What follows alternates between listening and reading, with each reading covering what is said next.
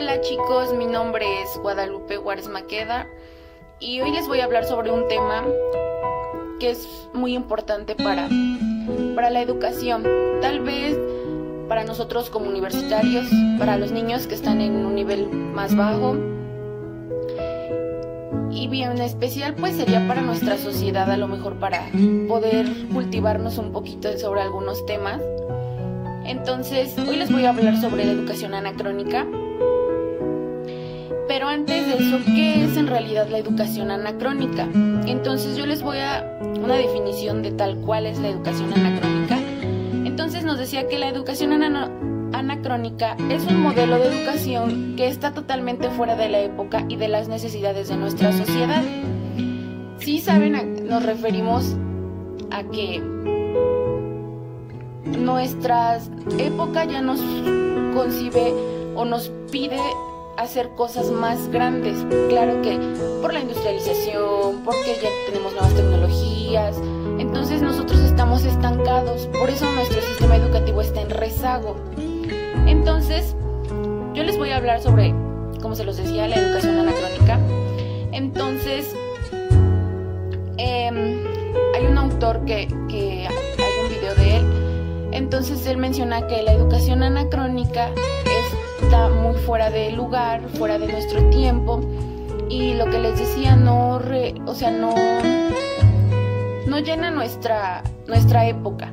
Entonces a veces el sistema educativo marca, por ejemplo, a las ciencias naturales, formación cívica y ética, educación física, como fuera de que no son tan importantes. Entonces él los menciona y él dice que realmente son importantes. ¿Por qué?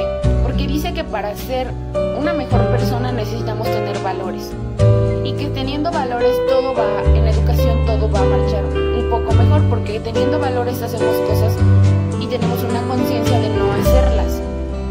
Entonces en esta educación anacrónica él marcaba que en la época de hace tiempo atrás, en la época de la industrialización, la escuela realmente estaba hecha para ese tiempo. Cuando empezó la economía industrial, pues la escuela la combinaron con trabajo. ¿Por qué? Porque empezaba a haber economía, empezaban a hacer a los chicos para trabajar, pero realmente simplemente estudiamos para poder trabajar. Eso es lo que nos han inculcado a todos: estudiar, tener un buen trabajo, porque eso es lo que tenemos que hacer, cuando realmente las cosas deberían ser diferentes. Siempre nos venden la idea de que si estudias música no llegarás a ningún lado, si estudias arte tampoco vas a llegar a ningún lado. Entonces él dice que de qué manera nosotros vamos a crecer si siempre estamos creyendo lo que nos dicen las demás personas, nuestra sociedad, cuando nosotros deberíamos de ser críticos. Ahora, siempre salen que los niños tienen algún déficit de atención, cuando en realidad no es así. Simplemente las clases son aburridas en la escuela, porque ya los maestros lo único que hacen es repetir y repetir, cuando en realidad los niños de nuestra época, de este tiempo en pleno siglo XXI, los niños aprenden haciendo y viendo. En las redes sociales aprenden de la vida, de sus amigos, de sus papás. O sea, no solamente van a aprender en la escuela, sino que también aprenden ellos mismos. Pero nosotros o los docentes hacen que ellos se retrasen porque piensan que solamente deben de aprender lo que les están inculcando en la escuela, cuando no debe de ser así. Entonces, decía Ken Robinson que para que nuestro sistema educativo crezca y sea más fructífero para nuestra sociedad de ahora, debe de cambiarse. O sea, debemos de tener nuevas ideas. Entonces, ahí Ken Robinson decía que un sistema educativo, entre otras cosas, es una respuesta a la sociedad de su tiempo. O sea, simplemente nosotros necesitamos adaptarnos a las nuevas necesidades que ahora estamos viviendo. Y decía que no hay un mayor error que prevalecer en algo cuando todo a nuestro alrededor se ha transformado. ¿Sí me explico? O sea, todas las cosas que la educación nos está marcando son cosas que pasaron hace mucho tiempo, en realidad no nos actualizamos. Eso es la educación anacrónica, así se llama. Entonces, hay una autora que es Marta Grañó. Ella publicó en noviembre del 2014 Entonces yo siento que esto tiene que ver con la reeducación anacrónica y con lo que les comentaba, que decían que las humanidades en realidad no importan, pero que importan demasiado, así como importa la lengua, por ejemplo, español, matemáticas, también importa mucho las humanidades en nuestro tiempo. Entonces ella dice que el cerebro humano se adapta a la actividad que la persona realiza y puede cambiar su estructura. Dicen que los niños cuando van contentos a la escuela aprenden más porque van contentos y su cerebro está activo. Entonces dice que el cariño fortalece el crecimiento de nuestro cerebro y que afecta a los pequeños que pueden determinar su desarrollo. O sea que las emociones cuentan demasiado, tanto emociones porque a lo mejor en humanidades se puede decir que hablamos también de las emociones de los pequeños o de cualquier persona, no solamente pequeños, sino también de los adultos. También decía que a nosotros nos reprimen ¿por qué? Porque nos ocurre en los colegios que llegamos y nosotros, cada quien tiene diferentes capacidades y diferentes maneras de expresarse.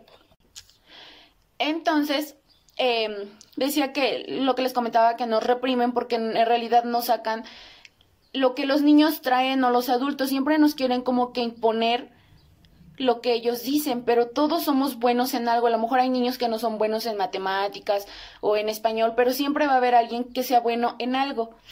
Entonces, a esa manera él le llama que es un reprimiento escolar.